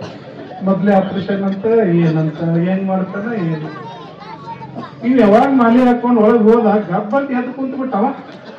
ಏನು ಮನೆ ಅದು ಡಾಕ್ಟರ್ ಇಂಜೆಕ್ಷನ್ ಕತ್ತು ಇಳ್ಕೊಂಡ್ ಹೋಗ್ಬಿಟ್ಟು ಕೊಳ ಮಾಲಿ ಹಾಕೊಂಡ್ ಬಂದಾರ. ಏನು ಅವನು ಹೇಳಿ ಸಾಕಾಗಿ ಡಾಕ್ಟರ್ಗೆ ಬಂದ್ ಕೂಡಲೇ ಎದ್ದು ಕುಂತ ಆಪರೇಷನ್ ಬಿಟ್ಟು, ಸಾಹೇಬ್ರ ಏನಿದು ಮಾಲಿ ಹಾಕೊಂಡ್ ಬಂದಿರಿ, ಏನಿದು ಅಂತ ಡಾಕ್ಟರ್ಗೆ ಹೇಳಿ ಸಾಕಾಗಿ ಕೊನೆಗೆ ಹೇಳಿದ್ರಂತ, ತಮ್ಮ ಏನೂ ಚಿಂತೆ ಮಾಡಕ್ ಹೋಗ್ಬೇಡ, ಆಪರೇಷನ್ ಸಕ್ಸಸ್ ಆದ್ರೆ ನನ್ ಕೊಳಗೆ ಇರ್ತಾವು. ಆಪರೇಷನ್ ಸಕ್ಸಸ್ ಆದ್ರ ಇವು ನನ್ ಕೊಳಗ ಇರ್ತಾವ. ಅಕಸ್ಮಾತ್ ಏನಾದ್ರು ಫೇಲ್ ಆತಂದ್ರ ಇವ್ ನಿನ್ ಕೊಳಗ್ ಬರ್ತಾವ ಅಂತಂದ್ರು. ಎದಿ ಹೊಡೆದು ಹಾಕತ್ತೆ ಕೈ ಸತ್ತ ಬಿಡ್ತಂತ. ಬರೀ ಮಾಲಿ ಹಾಕ್ತೀನಿ ಅಂದಿದ್ದ. ಅದಕ್ಕ ಮನುಷ್ಯಾಗ ಧೈರ್ಯ ಇಲ್ಲಂದ್ರೆ ಏನಾಗ್ತದ್ರಿ, ಆಪರೇಷನ್ ಇಲ್ದಂಗೂ ಹೋಗ್ಬೇಕಾಗ್ತದೆ. ಹಂಗ ಜೀವನದೊಳಗೆ ಬರುವಂತ ಕಷ್ಟಗಳು 108 ಬರ್ತಾವ. ಈ ಜಗತ್ತಿನೊಳಗೆ ಕಷ್ಟ ಇರಲಾರ್ದಂತ 2 ಜೀವಿಗಳದಾವ. ಯಾವ ಹೇಳ್ರಿ ನೋಡುನು? ಒಂದು ತಾಯಿ ಗರ್ಭದಾಗಿರುವಂತ ಜೀವಕ್ಕ, ಒಂದು ಸತ್ತ ಹೆಣಕ್ಕ. ಇವೆರಡಕ್ಕೆ ಕಷ್ಟ ಬಿಟ್ಟು ಇನ್ನು ಉಳಿದ ಎಲ್ಲಾ ಜೀವಿಗಳಿಗೂ ಕಷ್ಟಗಳದಾವ. ಹೀಗಾಗಿ ಕಷ್ಟ ಇಲ್ಲದಂತ ಜೀವಿಗಳು ಯಾರೂ ಇಲ್ಲ. ದೊಡ್ಡ ಶ್ರೀಮಂತ ಅದಾನಪ್ಪ ಅಂತಂದ್ರೆ ಅವ್ನ ಲೋಕಾಯುಕ್ತರ ಸಂಕಟ ಇರ್ತೈತಿ. 8 ಶುಗರ್ ಫ್ಯಾಕ್ಟ್ರಿ ಅದಾವಂದ್ರೆ ಮೈ ತುಂಬ ಶುಗರ್ ಇರ್ತೈತಿ. ಮನ್ಯಾಗ ಏನೂ ಇಲ್ಲಪ್ಪ ತಿನ್ನಕ್ ಕೂಳಿಲ್ಲ ಅಂತಂದ್ರೆ ಮನ್ಯಾಗ ಬಡತನ ಇರ್ತೈತಿ. ಹಿಂಗ ಪ್ರತಿಯೊಬ್ಬರಿಗೂ ಒಂದೊಂದ್ ತರದ ನೋವುಗಳು, ಕಷ್ಟಗಳು ಇರ್ತಾವ. ಅದಕ್ಕ ದಿನ ಬಸವಣ್ಣನ ಗದ್ದಿಗೆ ಹೋಗಿ 8 ಊದಿನ ಕಡ್ಡಿ ತಗೊಂಡೋಗಿ ನನಗೆ ಕಷ್ಟ ಕೊಡಬೇಡ, ನನಗೆ ನೋವು ಕೊಡಬೇಡ ಅಂತ ಕೇಳಕ್ ಹೋಗ್ಬೇಡ. ನಾಳೆಯಿಂದ ಏನ್ ಕೇಳಿ ಅಂದ್ರ, ಬಸವಣ್ಣ ತುಮ್ಮನ ಕಟ್ಟಾಗ ನಾನು ಹುಟ್ಟಿಸ್ಬಿಟ್ಟಿಪ್ಪ, ನಾನು ಹುಟ್ಟಿ ಬಿಟ್ಟೇನಿ ಮನುಷ್ಯನಾಗಿ. 84 ಲಕ್ಷ ಜೀವರಾಶಿಗಳಲ್ಲಿ ಶ್ರೇಷ್ಠವಾಗಿರ್ತಕ್ಕಂಥ ಮನುಷ್ಯ ಜನ್ಮ ಕೊಟ್ಟೇನಿ.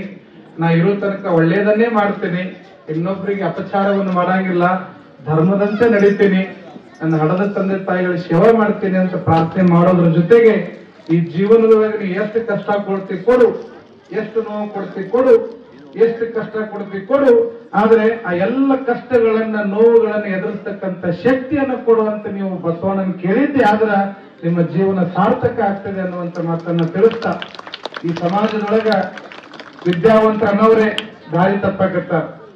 ಕೋಟಿ ಗಂಟ್ಲೆ ಗಳಿಕೆ ಮಾಡೋರು ಬೆಂಗಳೂರಾಗ ಮನಿ ಕಟ್ಕೊಂಡದಾರ. ಎಂತ ವಿಚಿತ್ರ ನೋಡ್ತೀವಿ ಸಮಾಜದ ಕಣ್ಣಾರೆ ಅಂತಂದ್ರ, ಯಾವ ವಿದ್ಯಾವಂತ ಆಗಲಿ ಅಂತೇಳಿ ತಂದೆ ತಾಯಿಗಳು ಇನ್ನೊಬ್ಬರ ಮನೆ ಕೂಲಿ ಮಾಡಿ, ಜೀತ ಮಾಡಿ, ಒಂದೊತ್ತು ಊಟ ಮಾಡಿ, ಯಾವ ತಂದೆ ತಾಯಿಗಳು ಕೂಡ ಮಕ್ಕಳು ಊಟ ಮಾಡ್ಲಾರ್ದ ಊಟ ಮಾಡಿ ಮಲಗಿದ ಇತಿಹಾಸದೊಳಗೆ ಯಾವ ಮನೆಯಾಗೂ ಇಲ್ಲ. ಬಹುಶಃ ತಂದೆ ಮುಂದೆ ಮಲಗಬಹುದು, ಆದ್ರೆ ತಾಯಿ ಆದವಳು ಮಕ್ಕಳು ಉಣ್ಣಾರ್ದ ಯಾವ ತಾಯಿನೂ ಊಟ ಮಾಡಂಗಿಲ್ಲ. ಮನ್ಯಾಗ ಹೋಳಿಗೆ ಮಾಡಿರ್ತಾಳ, ಮಿರ್ಚಿ ಬಜ್ಜಿ ಮಾಡಿರ್ತಾಳ, ಚಪಾತಿ 4-5 ತರ ಪಲ್ಯ, ಸ್ವೀಟ್ ಎಲ್ಲ ಮಾಡಿರ್ತಾಳ. ಆದ್ರೆ ನಾನು ಉಳಿಯಂಗಿಲ್ಲ ಅಂತೇಳಿ ಯಾವ ತಾಯಿನೂ ಮೊದ್ಲ ಡಬ್ಬ್ಯಾಗ ತೆಗೆದು ಇಟ್ಕೊಂಡಿರಂಗಿಲ್ಲ. ಮೊದಲು ಎಲ್ಲರ ಮನೆಯವರು ಉಣಿಸ್ತಾಳ, ಎಲ್ಲರದು ಊಟ ಆದ್ಮೇಲೆ ಎಲ್ಲ ತೊಳೆದಿಡ್ತಾಳ, ಆಮೇಲೆ ಮನ್ಯಾಗ ಅಡಿಗೆ ಉಳಿದ್ರ ಉಣ್ತಾಳ, ಇಲ್ಲಂದ್ರೆ ನೀರು ಕುಡಿದು ಮಲಗ್ತಾಳ. ಕರೆ ಇನ್ನೊಂದು ಹೊಸ ಅಡಿಗೆ ಮಾಡ್ಕೊಂಡು ಉಣ್ಣುವಂತ ತಾಯಿ ಅಂದ್ರೆ ಯಾವ ಮನೆಯೊಳಗೂ ಇಲ್ಲ ಅಂತಕ್ಕಂಥದ್ದು. ಯಾವ ತಾಯಿನೂ ಹೊಸ ಅಡಿಗೆ ಮಾಡ್ಕೊಂಡು ಉಣ್ಣಂಗಿಲ್ಲ, ಯಾಕಂದ್ರೆ ಮಕ್ಕಳು ಉಂಡಾಡ್ಬಿಟ್ಟು ಸಾಕಂತ ಹೇಳ್ತಾವ. ಹೀಗಾಗಿ ಅಂತ ತಾಯಿ ದುಡಿದು ಜೀವನ ಮಾಡಿ ಮಕ್ಕಳು, ನನ್ನ ಮಗ ಶಾಣೆ ಆಗ್ಲಿ ಅಂತ ಓದಿಸಿರ್ತಾರಲ್ರಿ, ಆ ಓದಿದ ಶಾಣೆ ಮಕ್ಕಳು ಏನ್ ಮಾಡ್ತಾರ ಗೊತ್ತೇನು? ದೊಡ್ಡ ದೊಡ್ಡ ಬಂಗ್ಲಾ ಕಡಿಸಿರ್ತಾರ, ಕೋಟಿಗಟ್ಟಲೆ ಕಿಮ್ಮತ್ತಿನ ನಾಯಿ ಸಾಕ್ತಾರ. ಏನ್ರಿ? ಕೋಟಿ ಕಿಮ್ಮತ್ತಿನ ನಾಯಿ ಸಾಕ್ತಾರ, ಅದ್ರ ಹಡದ ತಾಯಿ ಸಾಕುವಂತ ಯೋಗ್ಯತೆ ಆ ಮಕ್ಕಳಿಗೆ ಇರಂಗಿಲ್ಲ. ತಗೊಂಡು ಏನ್ ಮಾಡೋದು ಈ ಸಮಾಜದೊಳಗ? ಆ ನಾಯಿಗಳಿಗೆ ಆಪರೇಷನ್ ಮಾಡೋ ದವಾಖಾನೆ ಅದಾವ, ಹಲ್ಲು ತಿಕ್ಕು ಬ್ರಷ್ ಅದಾವ, ಮೈ ತಿಕ್ಕು ಅದಾವ, ಹಿಂದ್ ತಿಕ್ಕು ಅದಾವ, ಮುಂದ್ ತಿಕ್ಕು ಅದಾವ. ಬೆಂಗಳೂರಾಗ ಅದಕ್ಕಂತ ದೊಡ್ಡ ದೊಡ್ಡ ಹಾಸ್ಪಿಟಲ್ ತಯಾರಾಗ 7-8 ಅದಾವ. ನಾಯಿ ದವಾಖಾನೆ ಅದಾವ, ಬೇಕಾದ್ರೆ ಹೋದ್ರೆ ನೋಡಿ ಬರ್ರಿ. ಮನುಷ್ಯರಿಗಿಲ್ಲ ಅಂತ ದವಾಖಾನೆ ನಾಯಿಗಳಿಗದ. ಆ ನಾಯಿಗೆ ಕೊಡ್ತಕ್ಕಂಥ ಪ್ರೀತಿ ಹಡದ ತಾಯಿ ಕೊಡಂಗಿಲ್ಲ ಇವತ್ತಿನ ಸಮಾಜದ ಯುವಕರು. ಹೀಗಾಗಿ ನಮ್ಮ ಮಕ್ಕಳು ಅದಾಗ್ಲಿ ಇದಾಗ್ಲಿ ಅಂತ ಕೊಂಡ್ರು ಬದಲಿಗೆ ನನ್ನ ಮಗ ಒಬ್ಬ ಒಳ್ಳೆಯ ಪ್ರಜೆ ಆಗ್ಲಿ ಅಂತಕ್ಕಂಥ ವಿಚಾರವನ್ನ ತಂದೆ ತಾಯಿಗಳು ಮಾಡಬೇಕಾಗ್ಯದ. ನಮ್ಮ ದೇಶದ ನಮ್ಮ ನಾಡಿನ ಸಂಸ್ಕೃತಿ ಪರಂಪರೆಯನ್ನ ಹೇಳಿಕೊಡುವ ಕೆಲಸವನ್ನ ತಾವು ಮಾಡ್ರಿ. ಮಕ್ಕಳಿಗೆ ಸಂಸ್ಕಾರ ಕೊಡ್ರಿ. ನೀವು ಸಂಸ್ಕಾರಯುತವಾಗಿರ್ರಿ. ನಿಮ್ಮ ಮನೆಯಾಗ ಇರ್ತಕ್ಕಂಥವ್ರಿಗೆ ಮೊದಲು ನೀವು ಗೌರವ ಕೊಡ್ರಿ, ಆಮೇಲೆ ನಿಮ್ಮ ಮಕ್ಕಳು ನಿಮಗೆ ಗೌರವ ಕೊಡ್ತಾರೆ. ಯಾರು ಯಾವ ರೀತಿಯಾಗಿ ನಡೀತಿರೋ ಆ ರೀತಿಯಾಗಿ ಪಡ್ಕೋತೀರಿ. ಹೆಂಗ್ ನಡ್ಕೋತೀರಿ ಅದು ಪಡ್ಕೋತೀರಿ, ಅದು ನಿಮ್ಮ ಕೈಯಾಗದ ಅಂತ ವಿಚಾರಗಳನ್ನ ತಮ್ಮೆಲ್ಲರಿಗೆ ತಿಳಿಸ್ತಾ ತುಮ್ಮನಕಟ್ಟಿಯವರು ಬಹಳ ಅಭಿಮಾನದಿಂದ ನನ್ನನ್ನು ಬರಮಾಡಿಕೊಂಡಿದ್ದಾರೆ. ಇನ್ನೂ ಹಲವಾರು ವಿಚಾರಗಳು ಹೇಳೋದದೆ, ಸಮಯ ಇಲ್ಲ. ನಾನು ಇನ್ನೊಂದು ಕಾರ್ಯಕ್ರಮಕ್ಕೆ ಹೋಗ್ಬೇಕು. ಮತ್ತೊಮ್ಮೆ ಅವಕಾಶಗಳು ಕೂಡಿದಾಗ ಈ ಗ್ರಾಮದಲ್ಲಿ ಕಾರ್ಯಕ್ರಮವನ್ನ ನಡೆಸ್ತಕ್ಕಂಥ ವ್ಯವಸ್ಥೆಯನ್ನ ಮಾಡೋಣ ಅನ್ನುವಂತ ಮಾತನ್ನ ತಿಳಿಸ್ತಾ, ಇವತ್ತು ಎಲ್ಲಿ ಹಾವೇರಿ ತಾಲೂಕು ಅಗಡಿ, ಎಲ್ಲಿ ರಾಣೇಬೆನ್ನೂರು ತಾಲೂಕು ತುಮ್ಮನಕಟ್ಟಿ ಇವತ್ತು ಯಾವುದೋ ಒಂದು ಅಭಿಮಾನ ಪ್ರೀತಿ ಇಟ್ಟುಕೊಂಡು ನಮ್ಮ ರೈತ ಸಂಘದ ಕಾರ್ಯದರ್ಶಿಗಳಾಗಿರ್ತಕ್ಕಂಥ ನಮ್ಮ ಬಳ್ಳಾರಿ ಮಲ್ಲಿಕಾರ್ಜುನ್ ಅನ್ನೋರು ಅವ್ರು ಫೋನ್ ಮಾಡಿ ತಿಳಿಸಿದ್ರು. ಜೊತೆಗೆ ನಾನು ಹಿಂದೆ ಒಂದು 5-6 ವರ್ಷಗಳ ಹಿಂದೆ ಇಲ್ಲಿ ಸಿದ್ಧಗಂಗಾ ಸ್ವಾಮಿಗಳ ಸ್ಮರಣೋತ್ಸವ ಕಾರ್ಯಕ್ರಮಕ್ಕೆ 2 ಬಾರಿ ಬಂದಿದ್ದೆ. ಇಲ್ಲಿ ಒಬ್ಬ ಮುಸ್ಲಿಂ ಪಾದ್ರಿಯವರು ಒಂದು ಸ್ಕೂಲ್ ಕಾರ್ಯಕ್ರಮಕ್ಕೂ ಕರೆದಿದ್ರು. ಹೀಗಾಗಿ ತುಮ್ಮನಕಟ್ಟಿಗೆ ಇದು 4ನೇದು ಬಾರಿ ನಾನು ಬರ್ತಾ ಇರೋದು. ಈ ಒಂದು ಅಭಿಮಾನ ಪ್ರೀತಿಯನ್ನ ಬಹುಶಃ ತುಮ್ಮನಕಟ್ಟಿ ಅಂತಂದ್ರೆ ಅದು ಭಕ್ತಿ ಶ್ರದ್ಧೆಗೆ ಬಹಳ ಗಟ್ಟಿ ಅನ್ನುವಂತ ಗ್ರಾಮ. ಅಂತ ಗಟ್ಟಿತನ ಈ ಗ್ರಾಮದೊಳಗದೆ.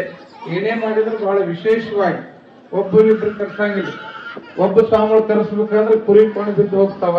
ಅಂತ ತುಮ್ಮನಕಟ್ಟಿ ಭಕ್ತರ ಗಟ್ಟಿತನ ಹೆಂಗಂದ್ರ ಯಾವ್ದೇ ಕಾರ್ಯಕ್ರಮ ಮಾಡ್ಲಿ 5 ಮಂದಿ ಸ್ವಾಮಿಗಳು ಬೇಕಾ ಅಂತಾರ. 5 ಮಂದಿ ಇದ್ರನ ನಮ್ ಕಾರ್ಯಕ್ರಮ ಅಂತಾರ. 5 ಮಂದಿ ಅದು ಎಂತವ್ರು ಹುಡುಕಿರ್ತಾರ, ಗಟ್ಟುಳ ಸ್ವಾಮಿಗಳನ್ನ ಹುಡುಕಿರ್ತಾರ ಅವರು. ಅಂತಹ ಗಟ್ಟಿಯ ಭಕ್ತಿ ಇರ್ತಕ್ಕಂಥ ತುಮ್ಮನಕಟ್ಟಿ ಗ್ರಾಮದ ಸದ್ಭಕ್ತರಿಗೆ ಆ ಬಸವಣ್ಣ ಒಳ್ಳೆಯದನ್ನ ಮಾಡ್ಲಿ. ಹೊಸ ತೇರನ್ನ ಎಳೆದಿದ್ದೀರಿ.